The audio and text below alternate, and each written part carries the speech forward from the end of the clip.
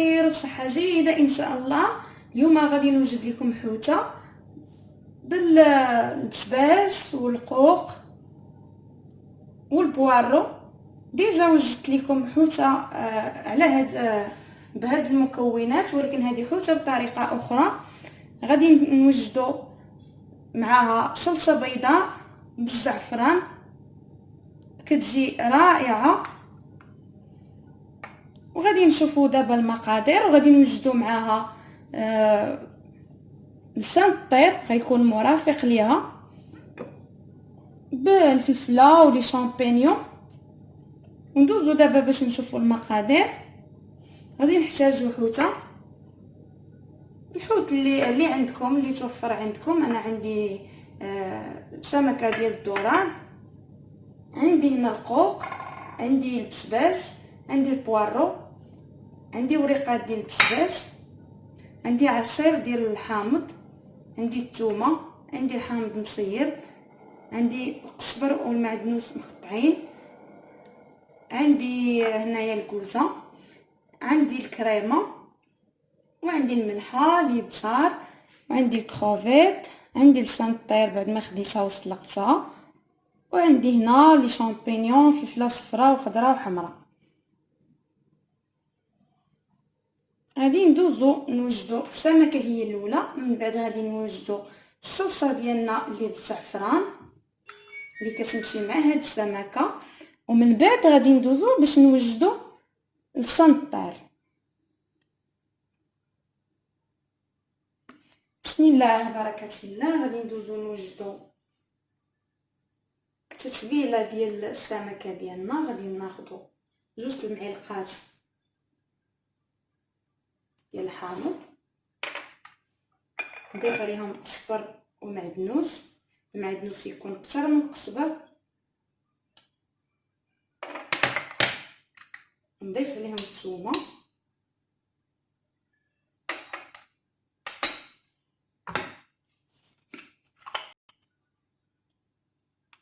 واحد نص مغرفه ديال الابزار،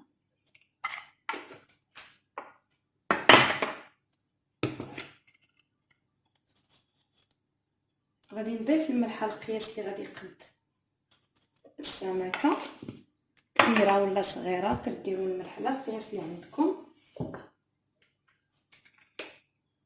غادي نضيف 2 المعالق ديال زيت الزيتون، وغادي نجيب وريقات ديال سيدنا موسى.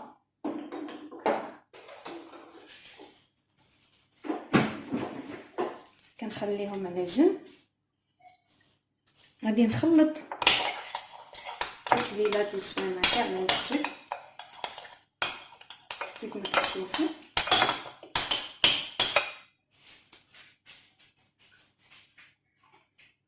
وناخذ هاد المول او اي حاجه عندكم كتدخل الفران،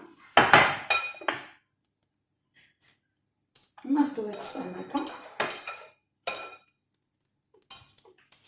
كنتبلوها بهاد التتبيله بهاد الطريقه كيف ما كتشوف بحال هكا. ندخلها في الفتيحات،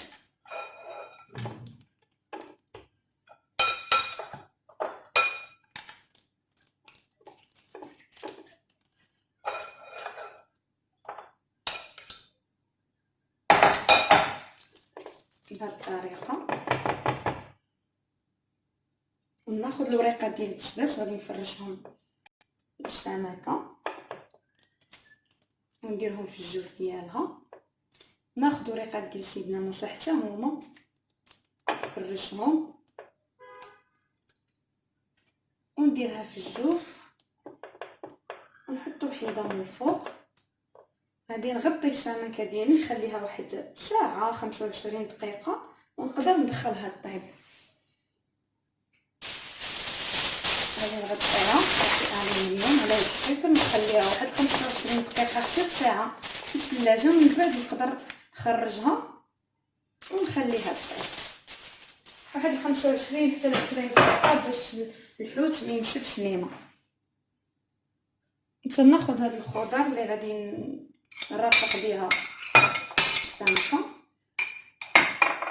نديرها في هاد شويه ديال التتبيله اللي بقات ليا ونحطهم على جنب.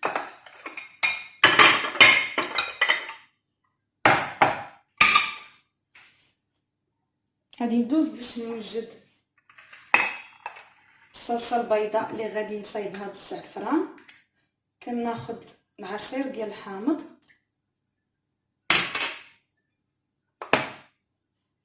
كريمه،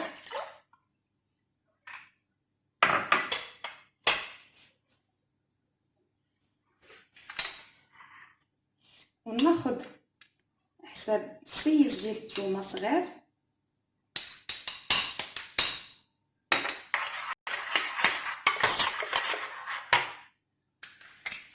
غادي ناخذ الزعفران بعد انا مسخناه قبل، كنحكو هكا وتمرمل.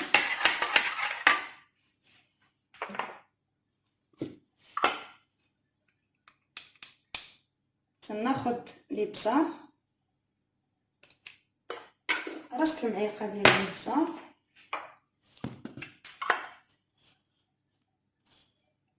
الملحه، وما نكثروش الملحه حيت هاد الكريمه فيها الحامض وغادي نديرو فيها حتى الحامض مسير باش ما تجيناش مالحه.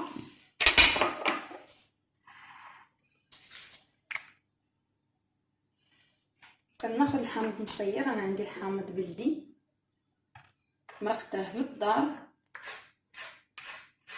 شي مره نوريكم كيفاش ترقدوا الحامض في الدار. كنقطعو هكا، كنضيفو على الكريمه،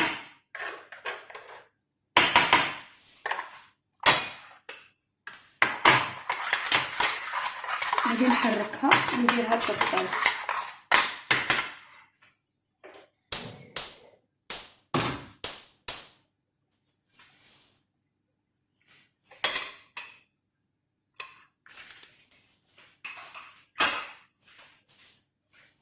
غادي ندوز باش نوجد السنطير اللي غنرافق بها الحوته والصلصه البيضاء.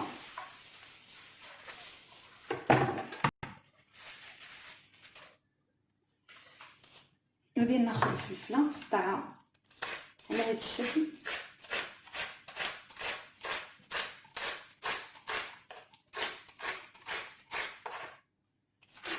ندير قطعه رقيقه،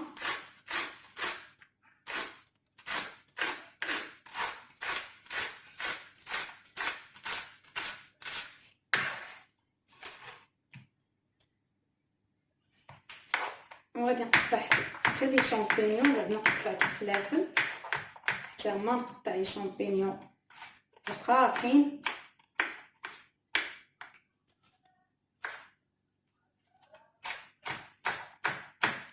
بهذا الشكل.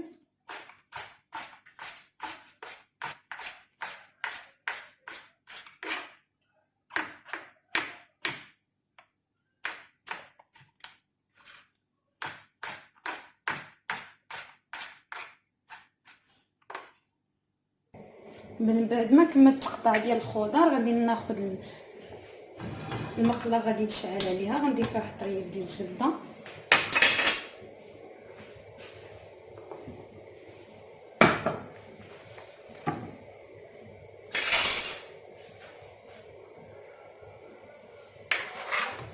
نضيف عليها الفلفل والشامبينيون،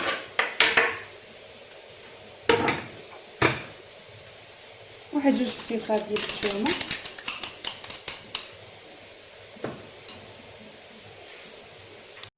نضيف جوج معلقات زيت الزيتون،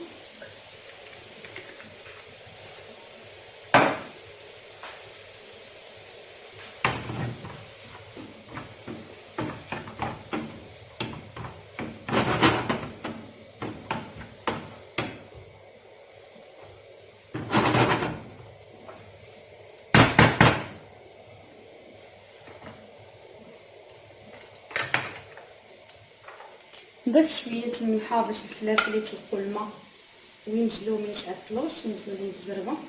ملحه الكميه الكافيه اللي غادي تخدمني لسان الطير راه ديجا سلقتها بمليحه.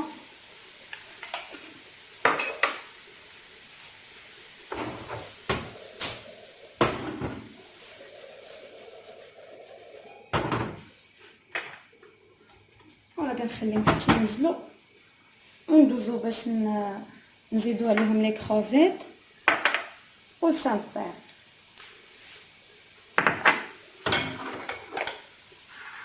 الصلصه اللي وجدت بالزعفران بعد ما خليتها بدات تغلى شويه غادي نضيف عليها لي كروفيت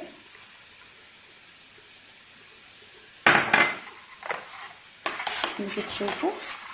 نخليهم واحد 2 ديال الدقائق وكنطفي عليهم.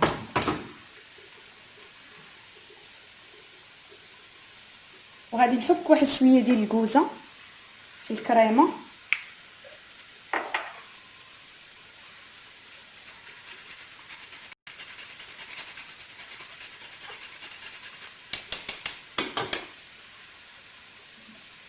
وحتى هنايا فوق هاد الفلافل غادي نحط شويه ديال الكوزه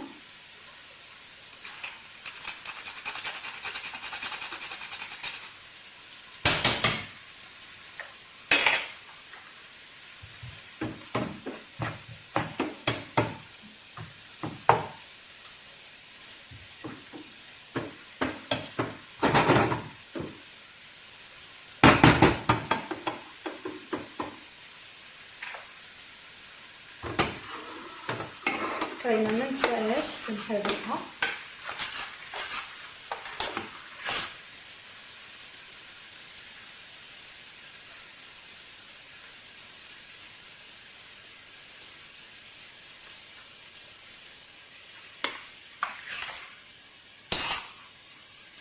كريمه كتجي على هذا الشكل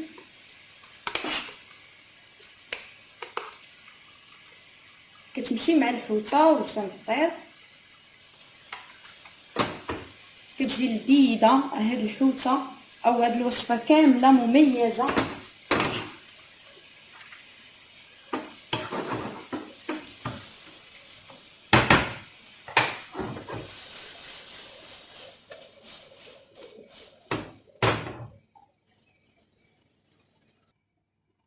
من بعد ما شحرات لي الفلافل ولي شامبينيون بهذا الشكل غادي ندوز نضيف عليهم السامبير. السامبير تجي خفيفه. هاد الوصفه كتصلح حتى للعشاء.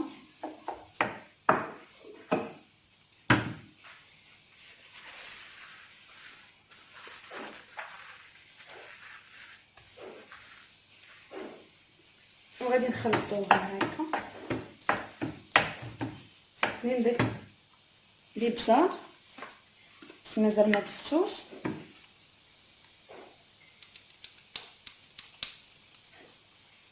واحد نص مغرفه ديال لي بزار وتنبدا نحرك غير بشويه حتى يندمج لي الفلافل ولي شامبينيون مع السامبير.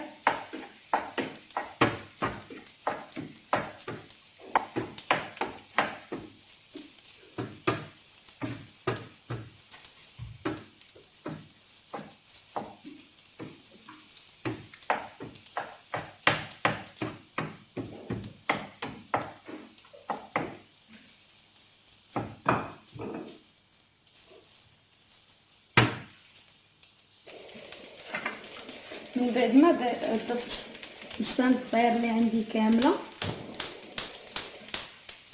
كنقص البوطه. لي شامبينيون نسيت ما ضفتهمش مع الفلافل و كروفيت عفوا نسيت ما ضفتهمش مع لي شامبينيون والفلافل. شحرتهم بوحدهم مليحه وشويه ديال لي بزار مع شويه ديال الزبده غادي نضيفهم. هما خاصهم يضافوا مع الفلافل ولي شامبينيون كروفيت. السانطير ديالنا كتجي على هذا الشكل كيف ما كتشوفوا.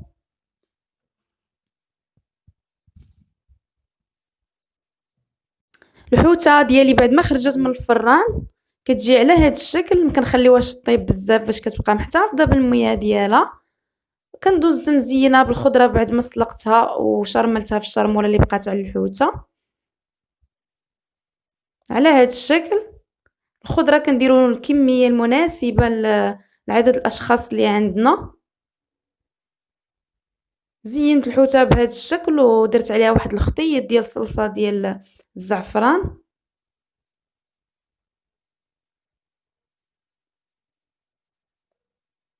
صلصة الزعفران كتجي كيف ما كتشوفوا رائعة وسبيسيال هاد الصلصة. كنرافقوها مع شي روز مع ستيك ديال الدجاج مقلي ولا شي فيلي ديال البواسون حتى هو. حنا رافقناها هنا مع لسان الطير بخضيره والكروفيت كيف ما كتشوفوا جاو على هاد الشكل.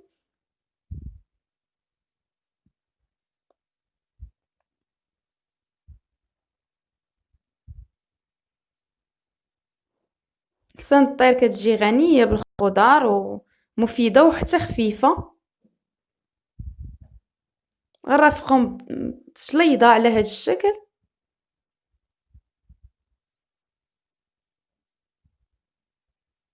مع صوص.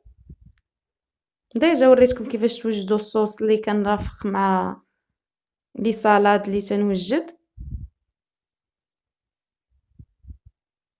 وعندي هنا وصفة ديال غداء ولا عشاء كاملة.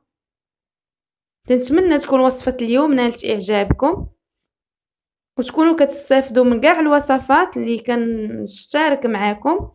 بالنسبه للناس اللي مشتركين في القناه ديالي كنقول لهم مرحبا بكم، ومازال ان شاء الله غادي نجيب لكم وصفات اخرين جداد. وما تنسوش تدعموا لي فيديو باللايكات والمشاهدات، واللي ما عنديش في القناه كنقول ليه دير اشتراك ويفعل الجرس فضلا وليس امرا، وتشاركوا الفيديوهات مع الاصدقاء ديالكم باش حتى هما يستافدوا. مع السلامة إلى فيديو آخر إن شاء الله.